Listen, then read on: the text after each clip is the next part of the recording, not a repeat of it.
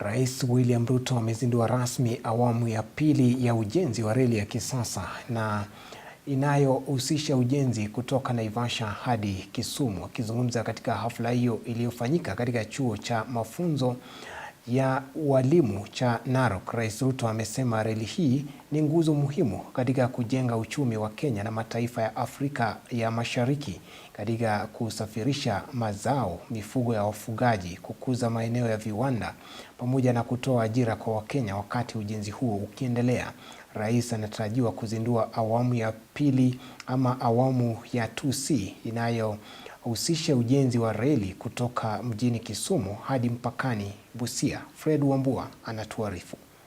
Rais William Ruto amezindua mradi wa reli ya kisasa SGR kutoka eneo la Naivasha kuelekea Kisumu hadi Malaba. Katika hafla iliyofanyika katika chuo cha mafunzo ya walimu ya Narok, Rais ameweka wazi kuwa reli hiyo itainua mazingira ya kufanyia biashara sio tu Kenya bali pia Afrika ya Mashariki, huku ikiwa nguzo muhimu kuinua uchumi wa kitaifa. Extending this railway to Kisumu and ultimately to Malaba, we are consolidating Kenya's role as the logistics backbone of East and Central Africa.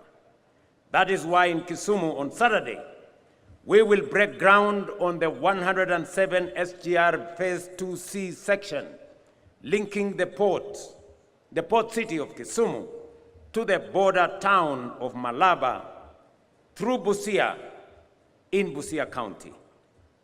When complete, this will establish a continuous artery of nearly 1,000 kilometers from Mombasa to Malaba, a corridor that will not only move goods, move people, but also secure Kenya's place at the center of Africa's continental trade.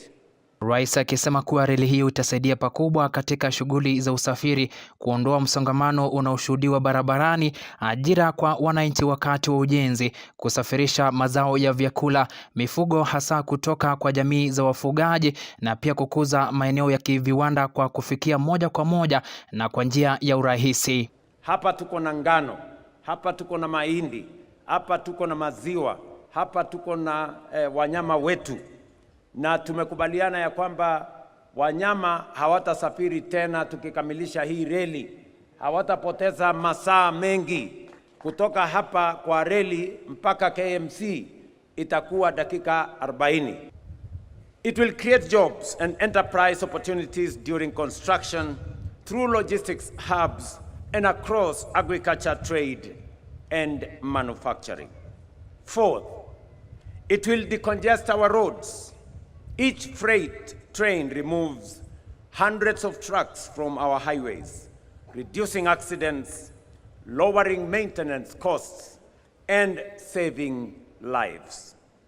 Finally, it will position Kisumu and Kenya as a major logistics hub. Aidha, ameweka wazi kuwa reli iliyopo ya SGR inapeana kipato cha takriban bilioni 1.3 kwa mwezi, kipato hiki kikiashiria kwamba ni reli ambayo inakuza uchumi wa kitaifa, upanuzi wake ukiwa nafasi ya kuwezesha kapu la mapato zaidi. Today, SGR freight operations generate more than 1.3 billion shillings every month.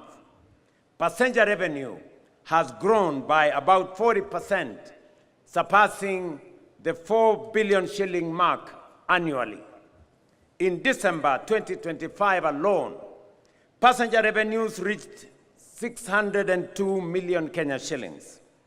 These numbers are clear evidence of a modern railway that is working and delivering for our economy. Siku ya Jumamosi yanatarajiwa kuzindua awamu nyingine ya reli ya SGR kwa ushirikiano na Rais wa Uganda Yoweri Kaguta Museveni katika kaunti ya Kisumu. Fredrick Wambua, Undugu TV.